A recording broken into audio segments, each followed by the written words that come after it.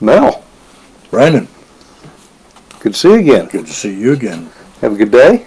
I had a wonderful day. Yeah, retirement has been good to me so far. I mean, So it's always better. why do people rush into retirement? It's like this.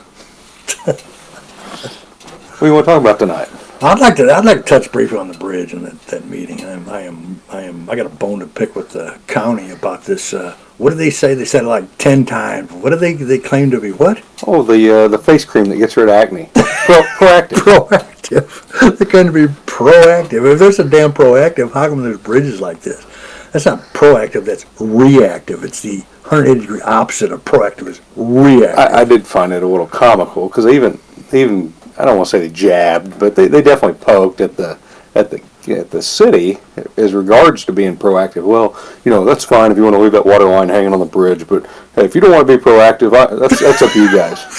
Proactive, yeah. The knee-jerk reaction is to react, which you commented on Bob being, or the county in general. The county being knee-jerk and not proactive. They're opposite of what they and claim. Bob, I don't know if you heard him. I was sitting near the front row, and you were sitting at the back the other evening. And thank you guys for all of you that showed up. The paper reported 50 citizens. I think I counted chairs, and there were 70 seats. There was more than 50. There were 70 seats. There were 7 rows of 10. But I thought it was kind of funny because Bob mentioned in the meeting. He said, "Well, some people think that we just do knee-jerk reactions, and that's exactly the opposite of what we do." Which I'm sure that tabling something to November that needs to be accomplished now is the opposite of a knee-jerk reaction. Well, if you table it for 6 months, that's proactive. That is the definition. Well, I don't know what the definition of proactive.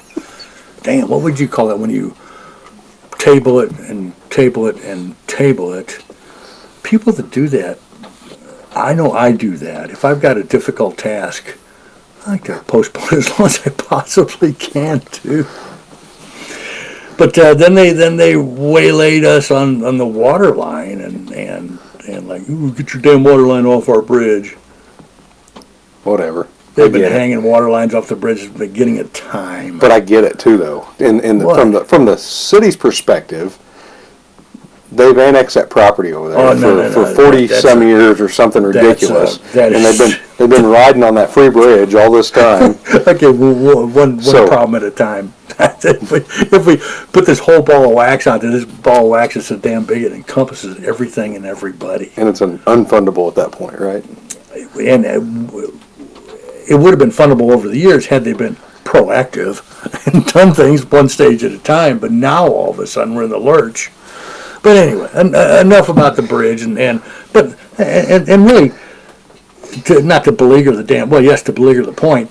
That damn meeting, they could have done that stuff over the telephone months ago. I mean, this is kind of bizarre. I thought it went good. I mean, well, it went good, but it was a pointless meeting. It could have happened. It could have happened weeks ago. I will give you that. Months ago. This is a telephone call between the two entities talking about, hey, what's your idea? Hey, what's your idea? Probably, truthfully, if Nick and Lucas would have actually gotten together. Yeah, absolutely. Two managers probably could have handled it, truthfully. Why would they not? They're both involved, both heavily involved, and both got pressure from the citizens, pressure to condemn it or pressure to rebuild it. And coming to an agreement in the center at a public meeting and well, after we decide we're going to have another meeting. I mean, come on. Anyway. Yeah. Enough about the bridge. You keep beating it, it may fall in on its own. Being on the bridge, the harder it's going to fall down. So yeah, better lighten up. I don't think you can handle the load. It is a load. So what do you want to talk about? I want to talk more about the city attorney deal. So the city, moments before the bridge meeting, the city had a special meeting, which they kind of pointed that they might have one, but they kind of did it under the radar a little bit. I'm sure they formally announced it as they were required to. I don't know, but they appointed Schwartz as the interim guy, which I don't know him personally. I don't know him at all, truthfully. But everything I know, I hear, he's an all right guy. He's going to be just fine in there as an interim guy. But when they go to pick a real candidate, I'm still concerned with the idea that they're only going to have two commissioners picking it. And Nick even noted in the paper, in today's paper, which I didn't bring a copy with me. Sorry, Curry Traveler, I wanted to showboat your paper for a moment, but they quoted Nick in there saying, he was a good choice because the police department and him already have a relationship, and it's a good working relationship. And I want to touch on that a little bit because Nick's pretty adamant about having the chief involved and him involved in picking the city attorney. And from the organizational standpoint, I really feel like the commissioners ought to pick the city attorney rather than Nick or the police chief. And I don't know what your thoughts are, but that's what I want to discuss. And No, I want to get into it. surprisingly so. I'm lockstep with you on that. And I attended that meeting, and I really assumed that they had a brief on who they were selecting. It's a fairly important job. I mean, you can just You go attended on. the meeting where they appointed somebody. Yeah, Where they appointed Schwartz. Schwartz. And I'm a Schwartz guy. New Belton Abbey or a. Sure, yeah. Oh, this is a double. These are. Oh, that's an Effie. Yeah, Give me the Abbey. Yeah. Thank you. Yeah, good choice. I assumed that they had been briefed on who Schwartz. I like Schwartz. I think he does a fine job and everything. But assuming they had been briefed on him, or they got a kind of a rundown on him or a bio on him or something on him. You're talking the commissioners. The commissioners. I mean, seeing how they were making the selection, I'm assuming. You know what they say about making assumptions. I'm assuming that they had been briefed on who he was and knew something about him. And then Dwayne Eastman says, hey, aren't you supposed to live in the city limits of Ark City? And he goes, well, I do live in Ark City. And Dwayne was going, oh, what? Well, I was kind of laughing at Dwayne, don't you know? But the reality is they'd never been briefed on this guy. Nick never briefed him. Evidently not. From that statement, I don't know for a fact if he did or did not, but from that statement, I assume that he didn't. And I find that lackadaisical, haphazard, and frankly a little bit scary. Yeah. As you alluded to on having the chief pick these people and Well, not. I'd spoken with a couple people earlier today, and I thought the idea that the chief being harmonious with the prosecutor, attorney, I was like, that makes sense. I get that. I was reading it in the paper this morning. We were discussing at our donut shop talk this morning, and I was like, well, one guy brought up, he goes, well, you don't really want them two guys to be lockstep all the time. Because it is the prosecutor's job to determine the law and either prosecute these people or let them go. And I thought that was a good point, rather than just being always in the. And I'm not implying that any attorney would do this, but if you have that type of relationship, and I do think our city cops do a great job, and the chief has so far, and that whether whoever our attorney ends up being, but having them two to where they have a social relationship to where they're, I don't want to say buddies, but where they, I don't know if that makes sense, right? I don't know. I agree. I mean, because they got to be each other's judge in some regard. If the city cop writes a ticket or arrests somebody and it isn't right, the attorney's got to be able to stand up, and then he's also got to be able to say, hey, you didn't do this right, and you need to do a better job on this, or what you did there. That's why you can't prosecute these people because you didn't do your job right. Da da da da da. And if they're too chummy, if you're uncomfortable doing that, I don't know if they'll do that. I don't know. Yeah, and also set the guidelines about, you can't just drag any of everybody you want in here. We have to set some guidelines up here. They talk about often that Larry Schwartz plea bargains too much, but you got to plea bargain. You can't tie everything up in court. I mean, the plea bargain is actually the most expedient route most times, and I know it's been an argument in the past about too many plea bargains, but yet the realization of getting a conviction versus what's the best for the town and for the public. So I agree with you 100%. They don't need to be too chummy. They can almost be at odds. And looking at the discriminating point of view, where we can't prosecute this guy because of this, or well, we're going to figure out some way to prosecute him. So we'll just throw enough mud at him, or something's going to stick. And that shotgun approach, what comes up when you've got a prosecutor that's willing to find something also. So the idea is if it should not be you show me you bring the guy in and I'll find a crime. That's not the way it's supposed to be. Yeah, and I'm not certain that happens. I'm just talking out loud on what I, you know, just feeling it out. I mean, I don't know.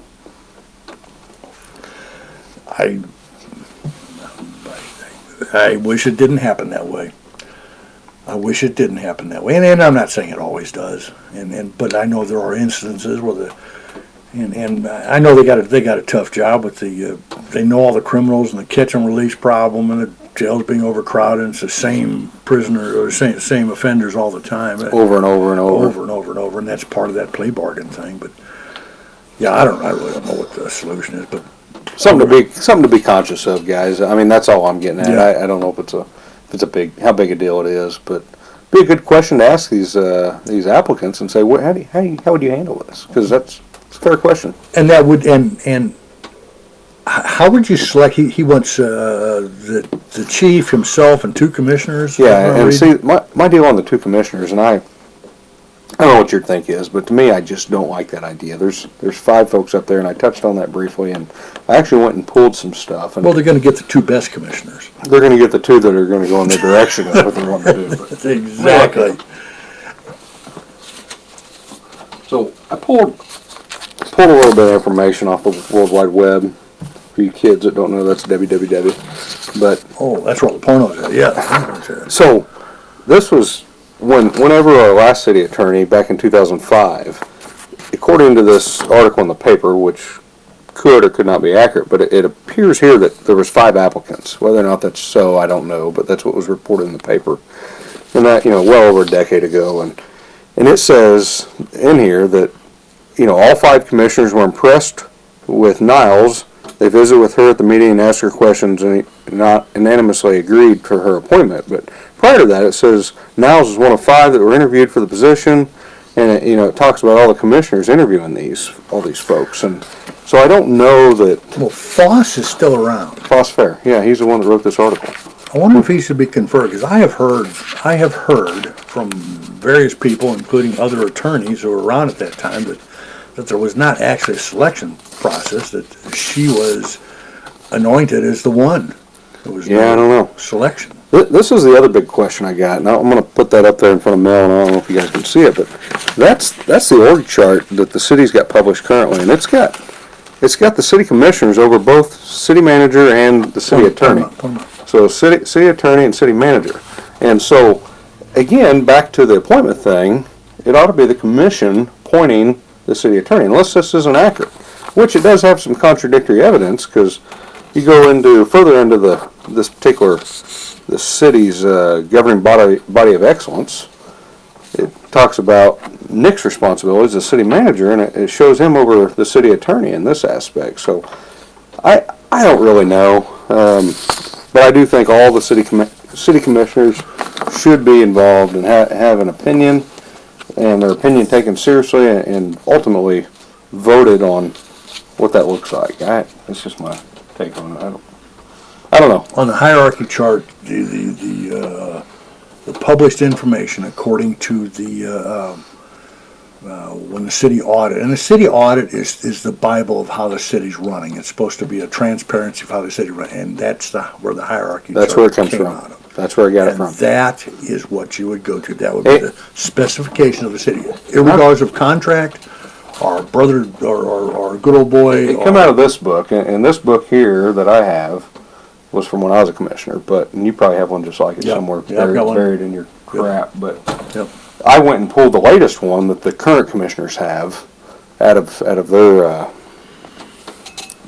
packet, and it matches. I mean, nothing's changed, at least in the last few years. So Can you think of any reason that the 5 commissioners should not be the selectors?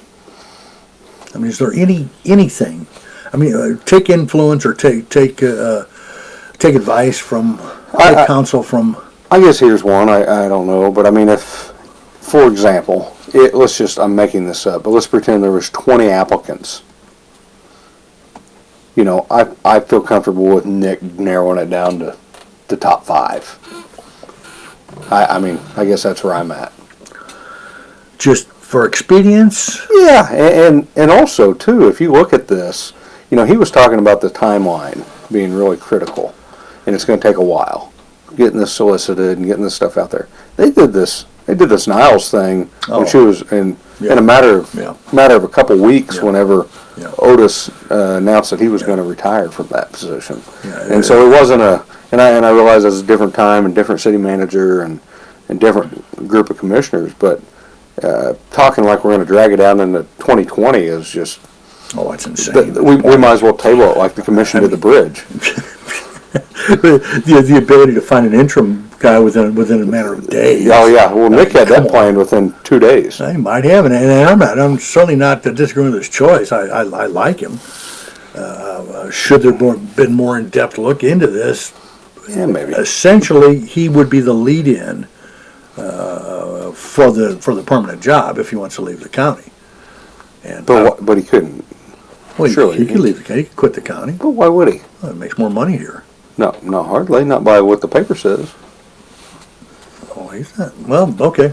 He was making 76,000 or something like that. I think is what the paper said. If he gets both sides, he makes 80 something here. Yeah, I mean, but then he could just. I don't know. Yeah. I don't know. That's I understood him to making substantially less, and I thought it was a good grab. Let's grab the guy because I think he's a competent attorney and lives here in town. I like the guy, but still, the vetting process should be so. I mean, whether I like him or not is irrelevant. I want to see what the field is, and the commissioners should see what the field is. Well, that's their job. Well, and not only that, but you really want to protect Nick and the police chief because if it's a bad decision, let it fall on the commissioners and not them. Well, yeah, they're going to be out of there in a couple of years anyhow. That's right. That's right. Unless you're Jay, then you're in there for season after season after season. Some people like it. Some people don't have their fill. Boy, he's tougher than me. I had mine. Yeah, tougher. Or he had me. I think that's a better way to put it. And well, as I don't think it's any big secret of what you were up against.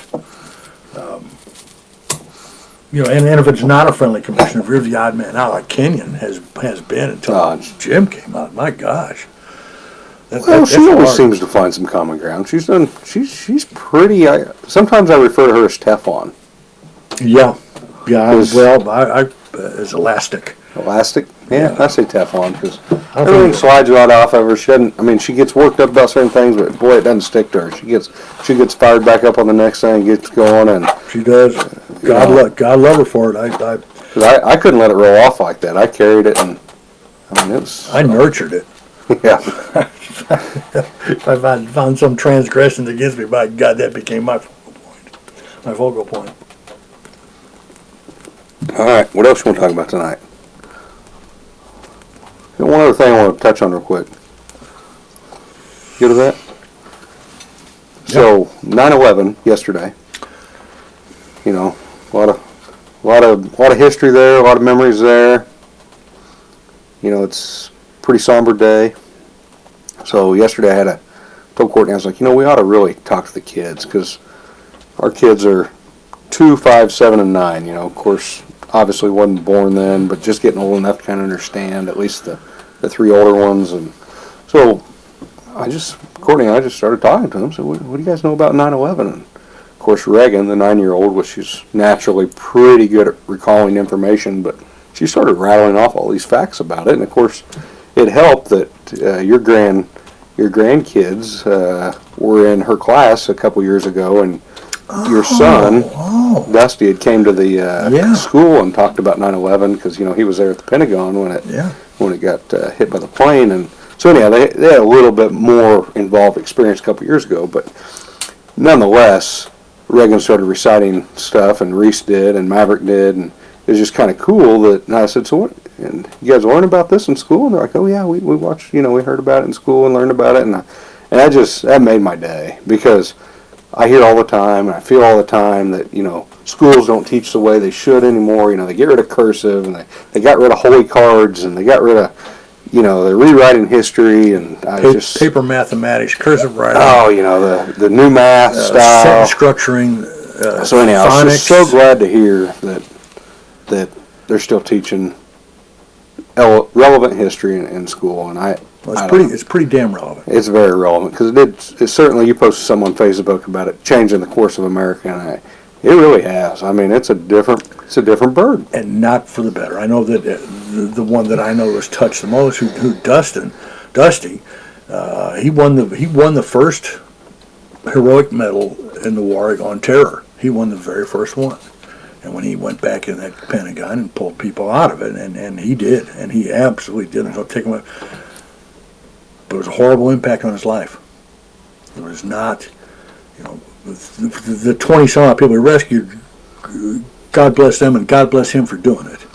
But the toll that it's taken on him over the years,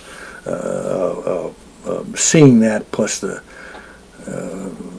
whole thing of the dramatic change that we went through this, after the Vietnam War and things settled down and calmed down, we started getting back into things and there was a economic depression and things, but all of a sudden our mindset changed dramatically after that. Our vulnerability became so apparent. When the Japanese attacked Pearl Harbor, we mustered up and as a country rose to the occasion and became the arsenal of democracy. Before that happened, after that happened, we entered that war and we had 6 million men under arms. We also took 500,000 casualties in World War II. And Korea's not even talked about. Vietnam is a black mark, and nothing good comes out of war. I like guns and ammo and stuff and jeeps and tanks and cannons and stuff, but the reality is nothing good comes out of war or that kind of aggression against somebody else. And I think Trump touched on that this week. Trump pulling us out of these wars. Thank God for that. This Syrian deal, get out. We can't fix this thing. I just did a water well project for Kenya, the country, African country of Kenya, and I do know in Africa what's wrong with Africa is white people. You live there. I live there. White people need to stay out of Africa and leave them alone. I mean, just stop thinking that they're going to be like us, because it's not going to happen. The water well started out with this big grandiose, big water well, central water system, and then distribute to this village. I said, you can't, because they don't have a maintenance structure. They don't have a proactive maintenance system. They're not even reactive. They say, let's don't do anything. We've lived with buckets of water for all this time, and that's what we do. And they did it for thousands of years successfully. Well, us rolling in there and providing this intricate, detailed technology that's got to maintain just doesn't work. It's not a good idea for a third world country. But it feels good. It feels, and that's what it's all about. That's what I told these guys. I said, you're going to do what you're going to do. I can't talk you out of it, but if you want to do it right, let's put some pitcher pumps in there. And finally, they agreed to it. Yeah. They agreed, so they're going to put pitcher pumps throughout it, and God love them for it. I mean, and we could FedEx them a new one if that one breaks. That's right. The O-rings to fix it, but the thought is, sometimes a little isolationism is better than this thinking that we've got to make everybody in our own image. It's a mistake. So having 3 bridges to get across the Walnut is a luxury sometimes. Not a luxury for us, but it's what we've always had. And I've always said progress is often maintaining what you've got. Every time you lose something, that is not progress. Yeah. So the thought that, well, that bridge is in disrepair, if it's broke down, let's get a new one. Well, that's what they think in Nigeria. It's the same, but we don't need to do that. It doesn't behoove us. Anything else? Been a good day. It was a great day, and we're so damn blessed to be here. This 9/11 thing, these tragedies bring us together for X amount of time.